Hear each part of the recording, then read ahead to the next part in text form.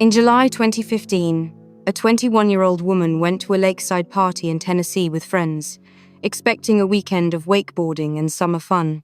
Instead, Lauren Agee was found floating face down in Center Hill Lake, her death officially ruled an accident. But her mother, a private investigator, and several off-duty officers who were at the scene all believe something far more sinister happened on that cliff. Lauren Taylor Agee was born in August 1993 in Biloxi, Mississippi. Her family later settled in Hendersonville, Tennessee, where she grew up with her mother Sherry, stepfather Michael, and 3 siblings. From an early age, Lauren radiated energy and charisma. She excelled in sports, especially gymnastics and dance, earning first-place ribbons and medals throughout her childhood. Her family remembers watching countless home videos of Lauren dancing in front of the television, mimicking music video choreography with remarkable precision. Her passion for dance was so strong that she was offered a college scholarship, but she chose a different path. Lauren wanted to study criminal justice, hoping to make a difference in a field she found meaningful. By 2015, Lauren was thriving. She had transferred to Volunteer State Community College to pursue her degree, maintained a close relationship with her family, and was dating someone she considered special. Friends described her as a ball of fire, someone who lit up every room with her infectious smile and genuine warmth. Tell me a little bit about her growing up. Well, Lauren was a very, very outgoing child. She had all the first place ribbons. She was, just really, really good, as far as sports and dance. It sounds like she was so full of life. Oh yeah, definitely. Her sister Allison would later say that if anyone deserved to still be here, it was Lauren. She seemed to have her entire life ahead of her. A bright future, built on hard work, kindness, and ambition. That summer, Lauren's friend Hannah Palmer invited her to attend WakeFest, an annual wakeboarding tournament held at Center Hill Lake in DeKalb County, Tennessee. The 3-day event attracted hundreds of people who came to watch professional wakeboarders compete during the day and party at night. Some attendees stayed on houseboats or in cabins near the marina, while others camped along the rocky cliffs that overlooked the water. Lauren initially believed she and Hannah would be staying in a cabin, which is what she told her mother. Sherry Smith had concerns about the trip from the start, not because of the event itself, but because of who Lauren would be going with. Hannah Palmer was someone Sherry didn't entirely trust. She described Hannah as the type of friend who only called Lauren when she was between boyfriends and needed someone to spend time with. It wasn't a close friendship built on mutual support, but rather one of convenience. Still, Lauren was excited about the trip, and Sherry didn't want to dampen her daughter's spirits. On the day Lauren left, Sherry felt an overwhelming sense of dread. She hugged her daughter goodbye, but something inside her wouldn't let go. She called Lauren back for one more hug, squeezing her tightly and telling her to be careful. It would be the last time she ever held her daughter. Lauren and Hannah set off for Center Hill Lake on July 24th, 2015, documenting their road trip on social media with captions expressing their excitement. They were joined by Hannah's boyfriend, Aaron Lilly, and his friend, Christopher Stout. There was also a 4th person at the campsite, a man named Brixner Gambrell, though he's mentioned less frequently in witness accounts. Lauren had never met Christopher or Brixner before that weekend. Aaron and Christopher were known among their circle as thrill seekers, the type who enjoyed adrenaline-fueled activities like wakeboarding and cliff jumping. When they arrived at the lake, the group dove headfirst into the festivities. They drank, socialized, and enjoyed the warm summer weather. Lauren ran into Cassie Franks, a friend from high school who was also attending WakeFest. Cassie later recalled that Lauren was drinking and having a good time, but she also noticed that Lauren seemed to be playing the role of Hannah's wingman, rather than enjoying herself fully. During the day, the group engaged in various lake activities, including cliff jumping.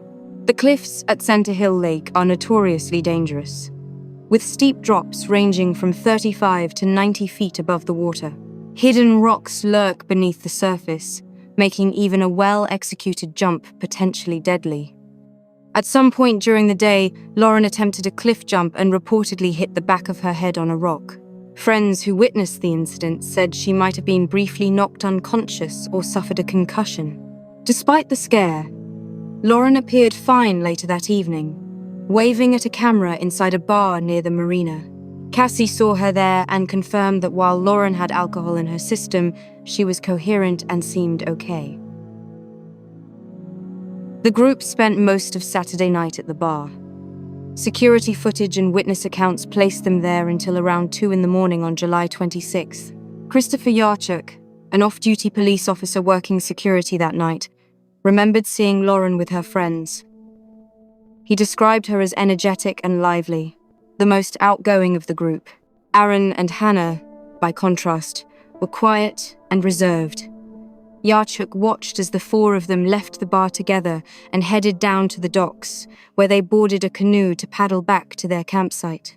It was the last time anyone outside their group reported seeing Lauren alive.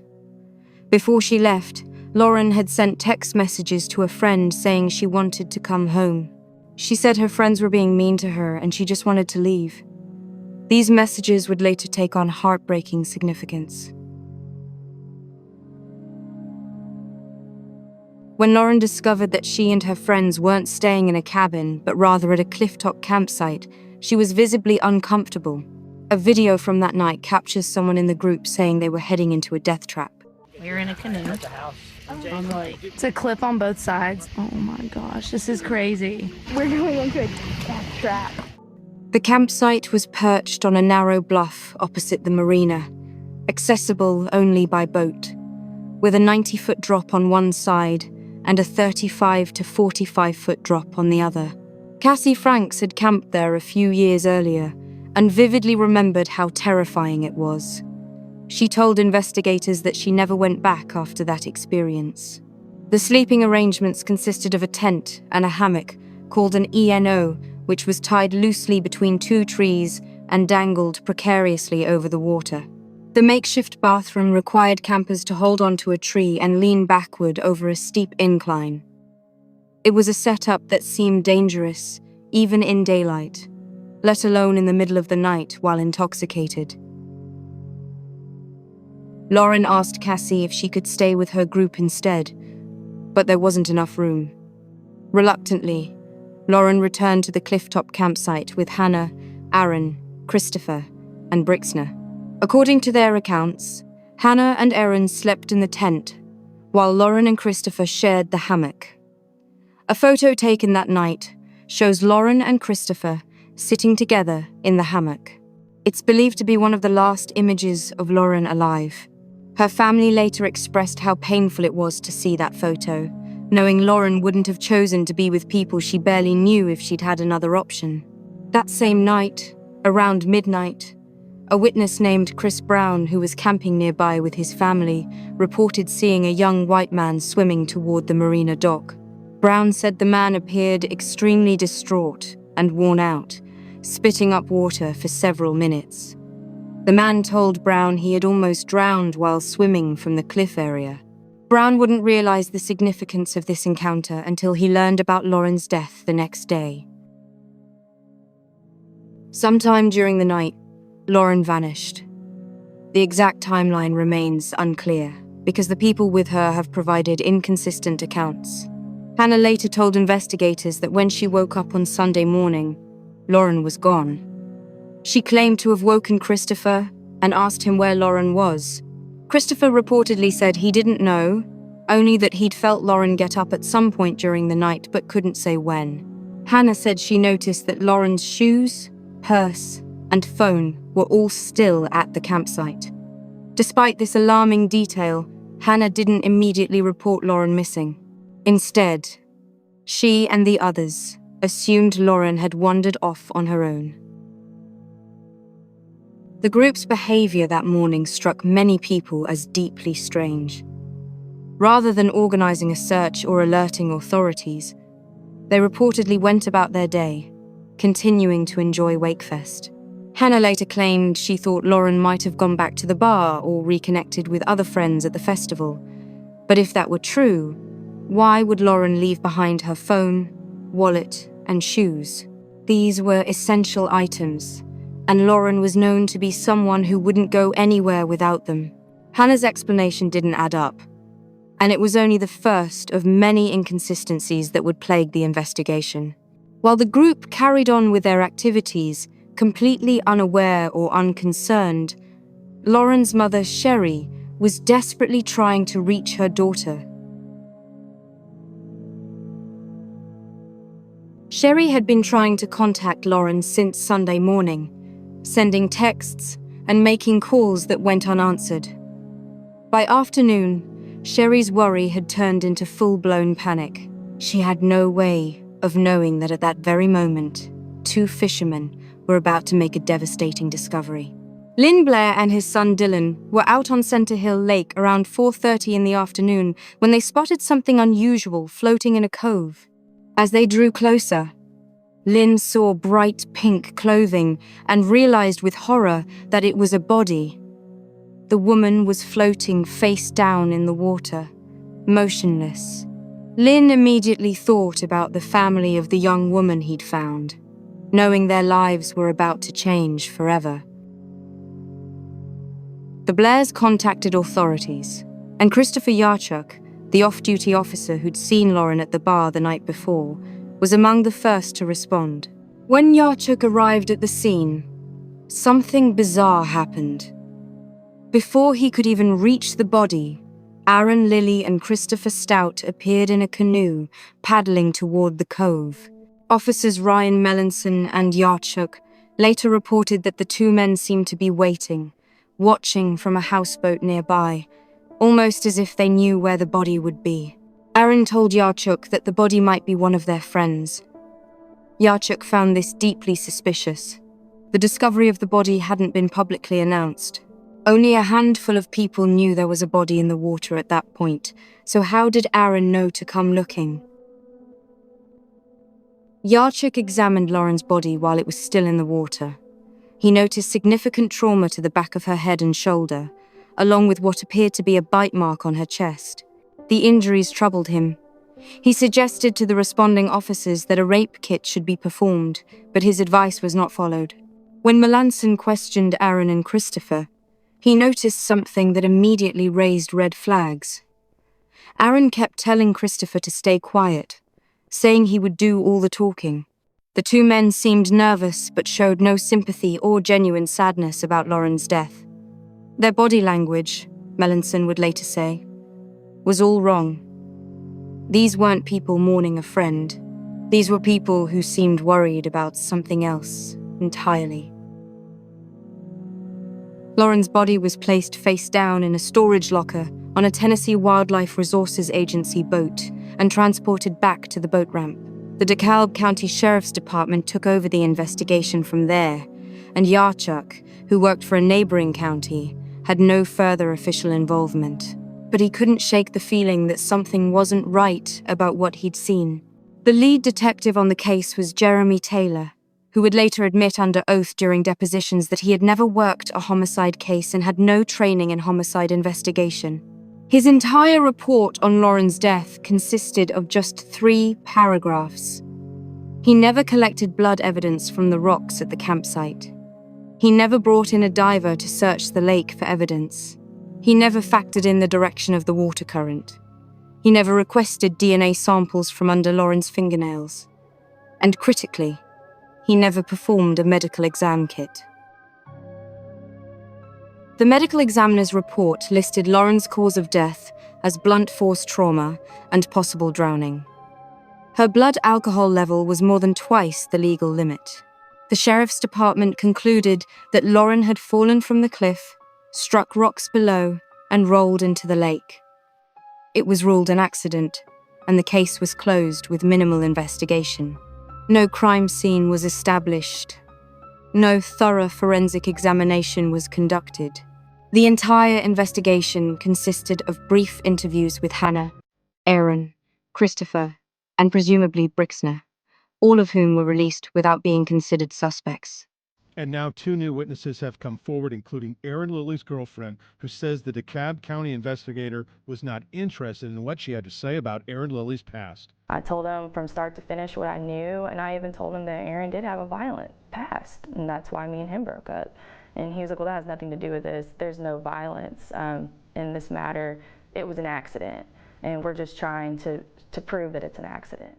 When Sherry received the news of her daughter's death, her first question was about the people Lauren had been with. She wanted to know where they were and what they knew. A deputy assured her that they were being questioned, but those questions didn't last long. Within hours, all were allowed to leave.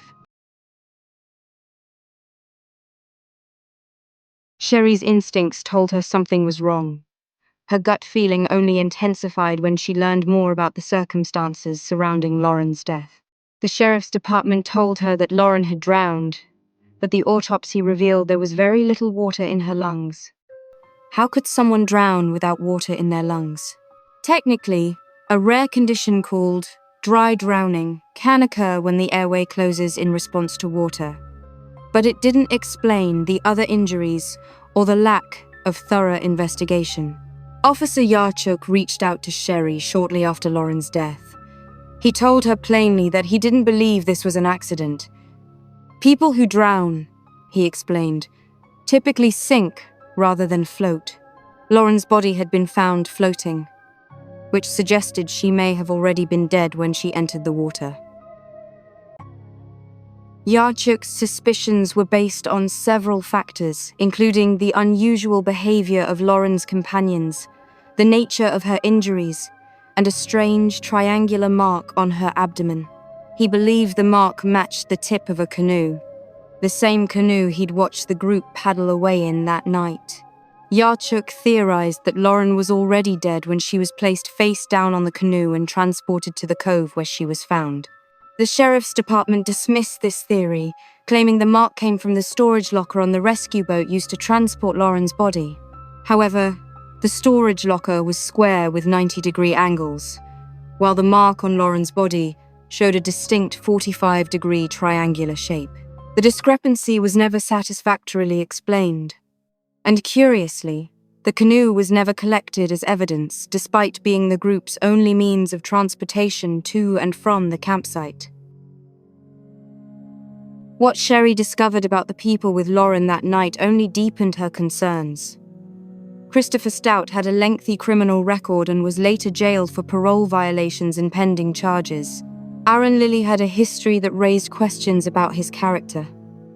Cassie Franks came forward with photographs showing bruises she claimed Aaron had inflicted on her during their relationship. Both Cassie and Aaron had been charged with domestic assault following an incident, though the charges were later dropped. Perhaps most disturbing of all, Christopher Stout posted on Instagram just one day after Lauren's body was found. The original caption reportedly read, "Best weekend ever," though it was later edited. None of the 4 people who were with Lauren that night attended her funeral. Frustrated by what she perceived as a rushed and inadequate investigation, Sherry hired private investigator Sheila Wysocki. Wysocki had previously helped solve the cold case murder of her own college roommate and now dedicated herself to helping families with mysterious death cases. When Wysocki reviewed the evidence in Lauren's case, she immediately saw problems. The autopsy photos revealed injuries that didn't match the official narrative. Lauren had bruising on her thighs, broken fingers, a broken nose, and hemorrhaging in her throat that wasn't initially mentioned in the autopsy report, but was visible in photographs. Her feet, which should have been torn up if she'd climbed down the cliff without shoes, showed minimal damage. The pattern of injuries suggested a struggle or a fall from a much shorter height, not a 90-foot plunge off a cliff. Wysocki conducted her own tests at the campsite. She and Chris Yarchuk used a crash test dummy, roughly the size and weight of Lauren, and attempted to throw it off the cliff from various locations. In nearly 50 attempts, the dummy never made it to the water. It consistently got caught in trees, landed on ledges, or struck rocks partway down. The terrain was simply too dense with obstacles for a body to clear all of them and reach the water below. Wysocki also used containers to track the currents in the lake.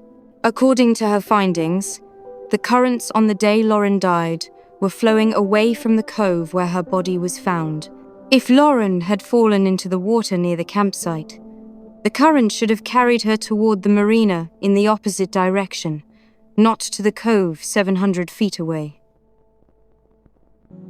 During her investigation, Wysocki interviewed Hannah Palmer via Skype. Hannah maintained that Lauren had simply wandered off and never returned. During the interview, Hannah received a phone call from Aaron. Wysocki reported hearing Aaron tell Hannah to stick to the story. The phrase sent chills through everyone who heard about it. Why would innocent people need to coordinate their stories? What story were they sticking to? And what were they leaving out? Wysocki also uncovered the witness account from Chris Brown, the man who'd seen someone swimming to the marina dock around midnight, hours before the group claimed they were all asleep at the campsite. Brown later identified the swimmer as Aaron Lilly, based on photographs and the distinctive American flag swimming shorts Aaron had been wearing at WakeFest. Brown contacted the sheriff's department to report what he'd seen, but investigators never followed up with him. His account remained a loose thread that was never properly investigated. In December 2016, Sherry filed a $10 million wrongful death lawsuit against Hannah Palmer, Aaron Lilly, Christopher Stout, and Brixner Gambrell.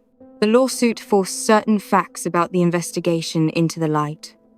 During depositions, Detective Taylor admitted to the numerous oversights in his investigation. He acknowledged that no DNA was collected from Lauren's body, no rape kit was performed despite visible marks, and he never interviewed key witnesses, including the fisherman who found her. The depositions also revealed that Taylor had told Cassie Franks he was trying to prove it was an accident rather than conducting an impartial investigation to determine what actually happened. When Hannah, Aaron, and Christopher were deposed for the wrongful death suit, all three invoked their Fifth Amendment right against self-incrimination. They refused to answer even basic questions about the night Lauren died. Christopher Stout, who was incarcerated at the time, did participate in some questioning but provided little useful information. Their refusal to cooperate frustrated Sherry and her legal team. If they had nothing to hide, why wouldn't they simply tell the truth about what happened? In March 2017, a judge dismissed Sherry's wrongful death lawsuit, ruling there wasn't sufficient evidence to prove Lauren's death was anything other than an accident.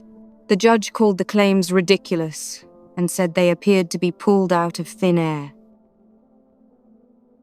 But Sherry wasn't finished fighting. After the lawsuit was thrown out, over 20,000 people signed a petition begging for the case to be reopened.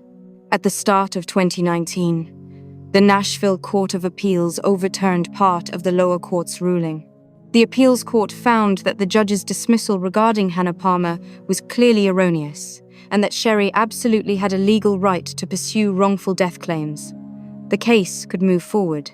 However, in 2018, Sherry made the difficult decision to drop the civil lawsuit entirely.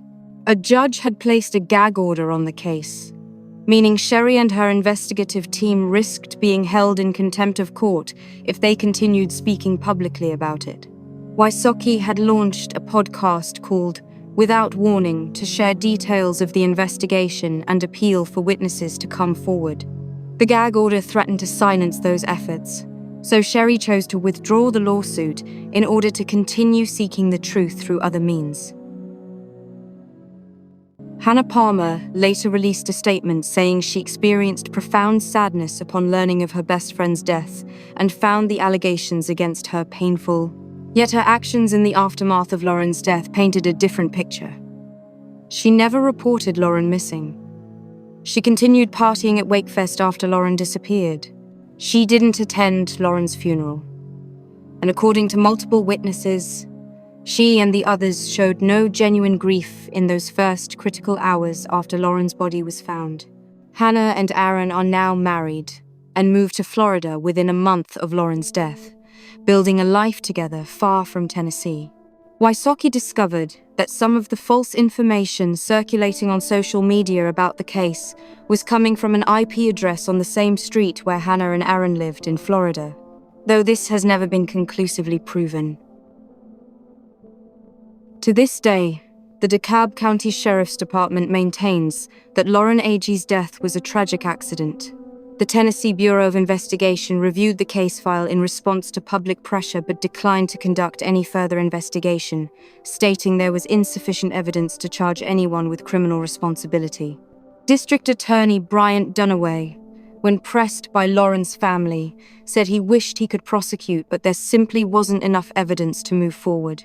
The case remains officially closed unless new evidence emerges. But for Sherry Smith, the case will never be closed. She continues to speak out, hoping that someone who knows what really happened that night will find the courage to come forward. Lauren would have been in her early 30s now, possibly working in the criminal justice field she loved, maybe married with children of her own.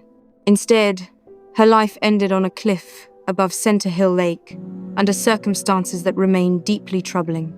Sherry has said that as Lauren's mother, she has to be her voice. She owes her daughter nothing less than the pursuit of truth. The questions surrounding Lauren's death may never be fully answered, but her family's fight ensures that her story won't be forgotten. For anyone who was at WakeFest that weekend, for anyone who saw or heard something that didn't seem right, Sherry is still waiting. She's begging for someone to do the right thing and come forward. Because in the end, every victim deserves justice, and every family deserves answers. Lauren Agee deserves better than a 3-paragraph police report and a closed case file. She deserves the truth.